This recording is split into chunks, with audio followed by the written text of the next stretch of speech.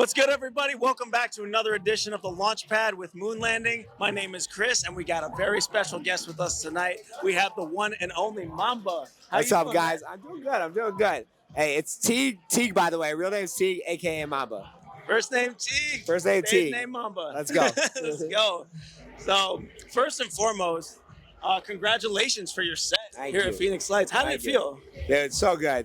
I mean, the vibes were amazing with the sun shining, like the mountains in the background. Honestly, I was expecting to be at night, but I was so glad to be during the day. The vibes were high. I'm still on cloud 9 right now. Nice. You still had like a nice sized crowd there, for like the first set of the night. I know people came in late, but they came in hot and they came in with energy, and the vibes are always great.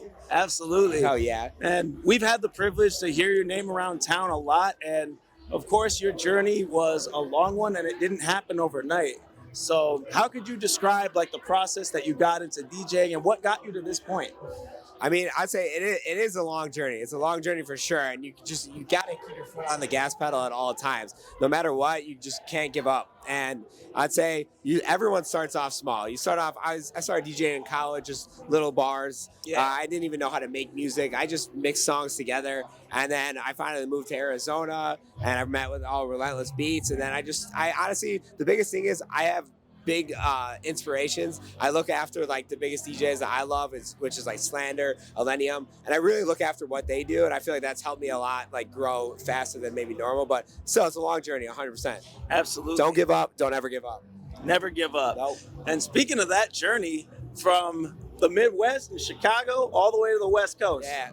So what prompted you to come all the way out here, especially from the Midwest? So my brother actually went to ASU. I went to college at University of Iowa. I visited him one time, and I was like, right when I graduated, I'm moving out here because I can't do the cold, bro. I can't do the cold. No. You'd rather be too hot than too cold, right? Yeah, 100%. Yeah, but haven't met many Hawkeyes out here either. Hey, Hawkeyes represent. The crazy thing is, the boys Lvnding, who played after me, they went to college at Iowa too. We went to college together. Yeah, they mentioned that during their set. Like, how did you guys make that connection? We both DJed at the same little bar. It's like our first place, same with them, that we ever DJed at. It's just a little bar. You could probably fit like 100 people in there. Wow. So in Iowa. In Iowa, of all places. Was it kind of like a, how would I describe it? Kind of like, I would say like real world experience, but kind of like a full circle moment. You and Lvnding get to perform in Arizona on the main stage. Yeah. And was it just something that was meant to be, or is that something that you manifested over time? I mean, I always knew we'd play big shows after meeting them. I knew like they were going to be big. I've always had confidence in myself, but I got the offer and I was like, yo, who's playing after me, by the way? And they said Lvnding. I'm like, no way. I'm like, that's crazy. And then we've been texting all week, like how crazy this is. So yeah, it's been awesome to see them, see what they're doing, and then to just get to be able to play on the same stage together since like the little 100 cap bar in Iowa. Ooh, that's awesome. You came from the small rooms, now you're up here. The big one, yeah. The big leagues. It's a long journey always. You just keep fighting, keep going. Absolutely. Speaking of those connections, you had the privilege to run into a bunch of different artists during your career, and you made the connection with Birthday Party, who's also from Chicago. Yeah. So how did you get to meet them? So it's just like one of my best friends. He's honestly my biggest mentor in the industry. His OG name was Nick Nice, but now he's in a part of a duo which is called Basura Boys. If you guys don't know about them, check them out. They have releases on John Summit's label, on In Rotation, which I just put my song out with them. So they introduced me to Birthday Party right away. We actually all made a song together 2 summers ago in Birthday Party's basement. All the guys from Chicago are great people. Oh yeah. Always cool. So Basura Boys and Birthday Party. Yeah. Unite Chicago. We're all out here. Shout out Basura Boys, though, for real. Those are my dogs right there. Absolutely. And speaking of that, you also have your buddy Turbo with you. Yeah. Who is a collaborator of yours, and you have a new release out. Can you explain a little bit about that? Yeah, so that came out 2 weeks ago now. It was honestly a song that came together really fast. Like, we started DJing together, and like right when I moved out here, I met him right away. We'd go back to back all the time. Finally, once we learned producing, we're like, all right, we got to make a song for the people. This one came fast. I love it. It's one of my favorite songs I've ever made. Turbo killed it on his part, and it came together really well. It's a great collab. The one thing about collabs, you got to have chemistry. Me and this guy have 100% chemistry all the time. Awesome. Phenomenal chemistry. And that's what it's all about. You need chemistry to keep that creativity going. Yes, sir. 100%. You know what I mean? And speaking of that creativity, like you mentioned, like some of your idols and some people that you looked up to, and one of them was Slushy, even during your journey. Yeah. So how much has he influenced you in your sound? And I've noticed some of that influence in like your vocal chops and how you make sure that your tracks are kind of like stand out from the rest. Yeah. I mean, so actually it was at the University of Iowa too. It was my first like big break in the EDM industry, I'd say. There's a festival called Up and Up Festival. They do a competition. It's a college competition. They pick like the top 5 schools who sell the most pre-sale tickets, and they'll bring the headliner to your school, and the students get to run it. So I was running it because my motivation was, if I'm running it, I get to pick myself as direct support.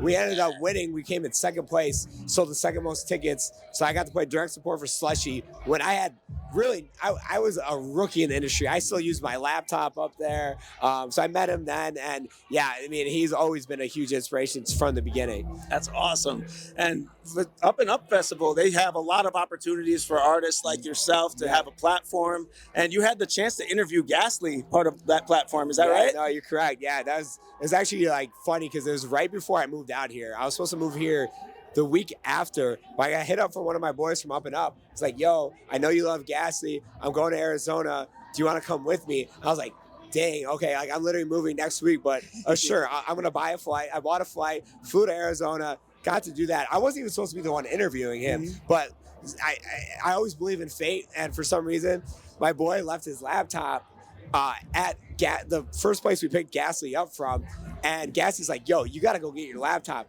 And then my boy's like, T, can you handle the interview? I was like, yeah, I can do it. And so I got to interview Ghastly. That was awesome. And then I literally flew back to Chicago and then got in a car and drove back with all my stuff to Arizona like 3 days later. That's awesome, man. So he's always been one of the huge idols too. Yeah, it must have been such a surreal moment just to meet him in person and actually just get game from him too. Oh, yeah. I mean, that guy, I've never met someone with more just intuition and knowledge than that guy. I actually, he's unlike anyone I've ever met, and in a most positive way possible. That guy spits facts, and he's a true inspiration all the time. Absolutely. And even going through your catalog and listening to some of your music, there were a mixed series about motivation that you have all the time, and you have different titles to Melodic Motivation. Melodic Motivation. Melodic Motivation. Exactly. Yeah. So what inspired kind of the theme behind that, or what did you want people to take away from those mixes? Honestly, so like my childhood idol was Kobe. Part of the reason why my name is MAMBA. I've always he's inspired millions and millions and millions. So I wanted to take that and inspire people maybe going through hard times, which hence is the melodic music. It's a lot of vocals that are like inspirational, maybe, like I said, people going through hard times, and I want them to listen to those mixes, whatever they're going through, and it'll make them feel better. Absolutely. And be able to just get through life, no matter what. I love that. No matter what you're going through. And something else that I noticed about you is that you dedicate some of your name even to your mother, who passed away a few years ago. And was she one of your biggest motivations to pursue music? And was she even a supporter of yours? Yeah, so like I actually didn't even get into music until after I lost her. She was like my biggest driving force, the reason why I did it. I was lost after losing her. I didn't know what to do. I started going to music festivals. I'm like, I want to do what those DJs are doing out there. I want to do that. And so she's been my biggest driving force. A lot of people, they hear the name MAMBA and they don't realize that like, it's not just for Kobe. When you say the word MAMBA, the first thing you say is mom. Yeah. So that's why my name, I have 2 halos in my name, one for my mom, one for Kobe too. Wow. Yeah. That's amazing. I'm sure you're making her proud right now, man. I appreciate it. Because you're doing amazing things. Appreciate it, man. Thank you. Of course. And even with your catalog, I was doing research. Were you called by a different name in the past? I saw there's a song with the title Charismatic. Yeah. And it came back on a label like, what was the label called? It was Cuddly Cactus. Yeah. And that was like years and years ago. Yeah. So was that one of your first big breaks when it came to producing? Yes, that was a project I started with my brother and my best friend, who also lost his dad. So we were going through a similar story, and us three started a project called Charismatic. They wanted to do different things. Eventually, they both are killing it in their own lane. So I branched off and went MAMBA. But yeah, Charismatic was born, and we actually had LV on that song, who's a huge singer. She's on like Excision songs, Slander. Yeah, she's great. But yeah, that was definitely a big break. I met some good people from that. That's for sure. Sick. I love that. And even out here, there are a lot of people in Arizona, and even on the West Coast from Chicago in general. Have you noticed kind of like that camaraderie when you come around on the West Coast, that people from the Midwest still have that family aspect? Yeah, oh my God! Right when I moved to Arizona, Arizona treated me like family right away. It's like I started playing shows out here, and I've never felt more love in my life. So like right away, I knew I was at. Because at first I moved out here, and of course you move to a new place, you don't know much people. Like it's hard. It's weird. I have had times where I was like, I want to move back. But honestly, playing shows and like meeting the people out here, they made me feel at home right away, and made me feel way better about being here. And now I love Arizona. I don't see myself anywhere else right now. Awesome. I love that, especially with your music career. Like, you're gonna go a long way out here, and people love you already. So I see a bright future for you ahead too. Appreciate that. Thank you. So I love everything about your brand, about motivation and staying on the positive route. What's something motivating that you can tell the artists who want to go on a similar path that you're going? Like I said earlier, just don't give up. Don't ever give up. If this is 100%, I mean, with 100% compassion, this is what you want to do, just go all out. You can do it. Anyone can do whatever they put their mind to. You just got to go all out. You don't ever give up. Don't ever give up. That's Absolutely. it right there. Never give up. Nope. And that's the message we take away from tonight. You've heard it here first. Hey, I got to shout out Jimmy Valvano. That's where I got that from. He's one of biggest inspirations too. There you go. Hey. Is there anybody you want to shout out? I gotta shout out my girlfriend Jamie. She keeps me together. Always like you saw her before. I gotta shout out Fabio, my main guy behind the camera. I gotta shout out Turbo over there. Shout out Relentless Beats for having me, and shout out to my mom for always overlooking me and making sure I can do these things too. Because without her, I would not be here right now. Absolutely.